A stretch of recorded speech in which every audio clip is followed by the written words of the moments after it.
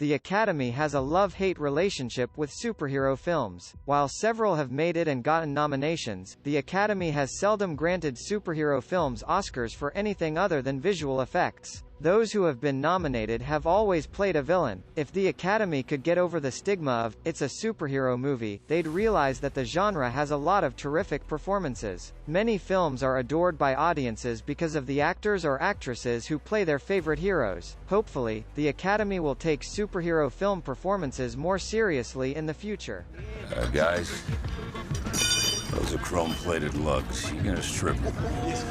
Plating flakes off. Hugh Jackman opted to hang up the claws for good after 17 years as Logan, Wolverine, following the Oscar-nominated Logan. Jackman has always stated that this would be his final picture, and it shows in his outstanding performance. While Hugh Jackman has always been fantastic as Wolverine, his performance in Logan took him to new heights. Fans watched the toll that years of violence and misery had had on Logan as Jackman portrayed a Wolverine who was at the end of his ropes but yet had one final battle in him. His passion and commitment to the role of Wolverine will not be forgotten anytime soon.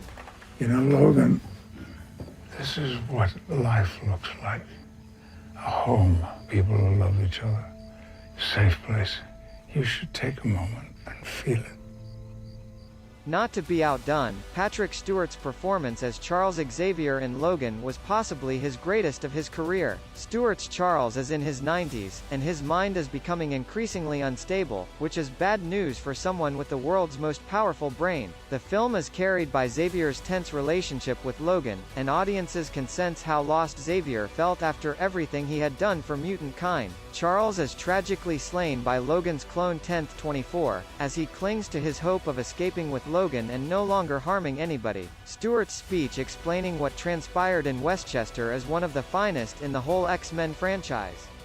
You make me sick. Leave me alone, please. Hiding in the shadows. Hiding from who you truly are. Oh. You can't escape yourself.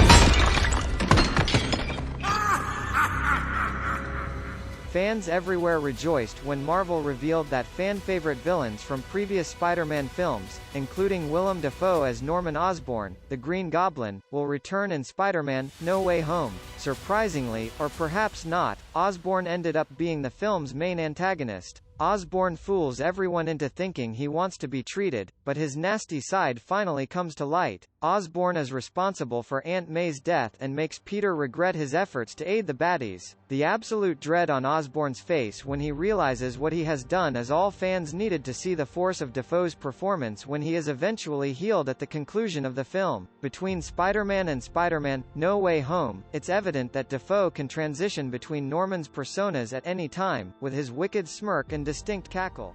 Maybe we can still heal you. Why? So you could just lock me up? No. Just bury me in the ocean with my ancestors that jumped from the ships. Because they knew death was better than bondage.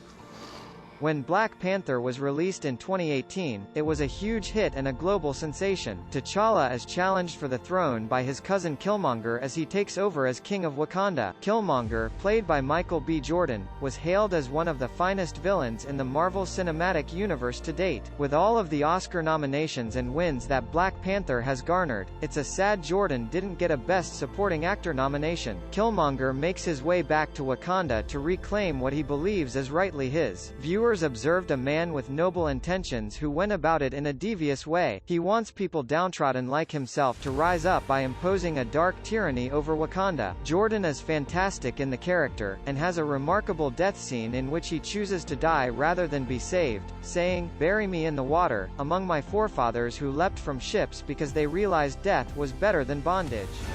Where is she? Oh, she'll be just fine. Let's talk.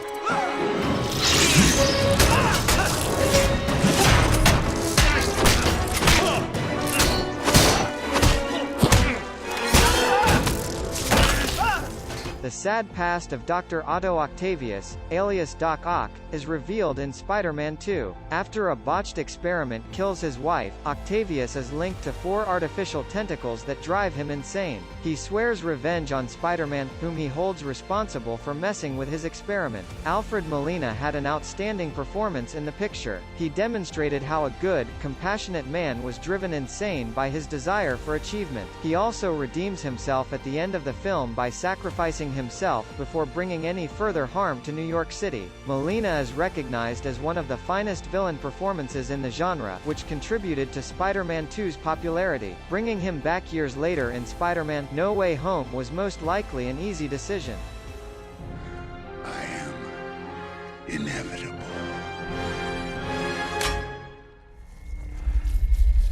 And I am Iron Man. Without a doubt, Robert Downey Jr. is Iron Man. The MCU as we know it began with his pitch-perfect casting in Iron Man. Fans were wondering whether their favorite characters would survive Avengers: Endgame. Tony Stark, on the other hand, would not. Downey Jr. had a flawless exit from a role he had honed for 11 years. Stark is forced to make the ultimate sacrifice in order to save the universe from Thanos, and the MCU will never be the same again. While Downey Jr. is no longer with us, his legacy lives on via a number of characters, including Tom Holland's Spider-Man. Jack is dead, my friend. You can call me Joker. And as you can see, I'm a lot happier.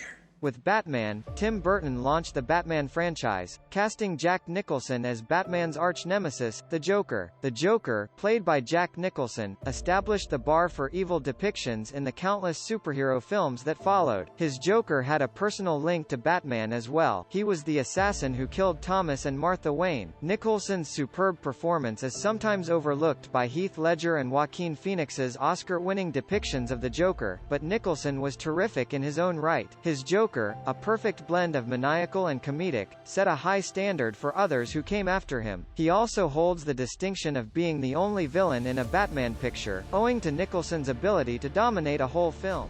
Could you pay me in advance?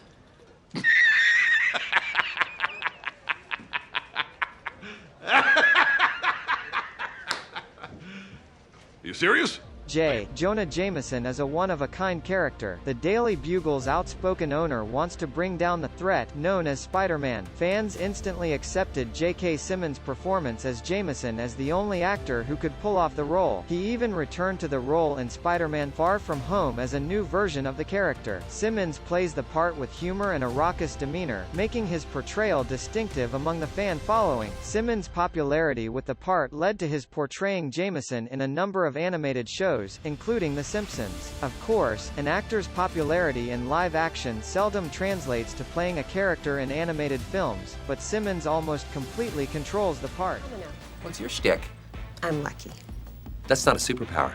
Yeah, it is. No, it isn't. Yes, it is. No, it isn't. Yeah, it is. No, it isn't. It is. No, it isn't. Yeah, it is. It really isn't. No, it isn't. Yes, it is. Told you. Get out of my head! While the Academy has traditionally refused to approve superhero pictures, it is equally difficult for comedy to receive their due. This is why Ryan Reynolds' excellent performance as the eponymous character in Deadpool has absolutely little chance of being nominated. Reynolds, on the other hand, gets Deadpool to a T, and his improvised scenes are among the funniest in a superhero picture. Reynolds did, however, receive a Golden Globe nomination for the part. Reynolds' commitment to the role derived from his experience in X-Men Origins, Wolverine, where the character was nothing like his comic book counterpart. Reynolds, supposedly, leaked the test video himself in order to generate interest in the picture, which went on to become a huge hit with 2 sequels. Alfred, Yes, Master Bruce. it was my fault, Alfred. I made them leave the theater. No. If I hadn't gotten scared. It was nothing that you did. It was him and him alone. Do you understand? I miss him, Alfred. I miss him so much. So do I, Master Bruce. So do I.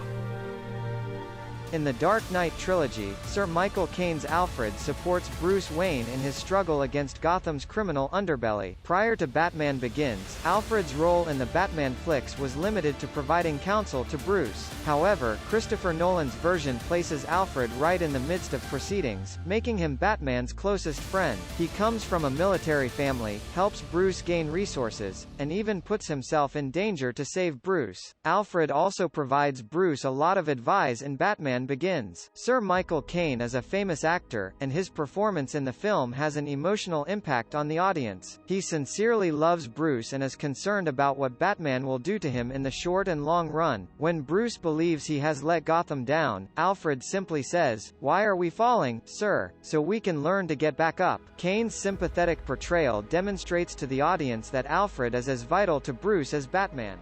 Hey, if you enjoyed this video, make sure you click the like button so I can feel all mushy inside. Also, click the subscribe button while you are there, and then since you are on such a clicking roll, why not click on another awesome video that is already loaded up right here. You don't even have to watch it, just let the video play at 1% while you eat your sushi or something.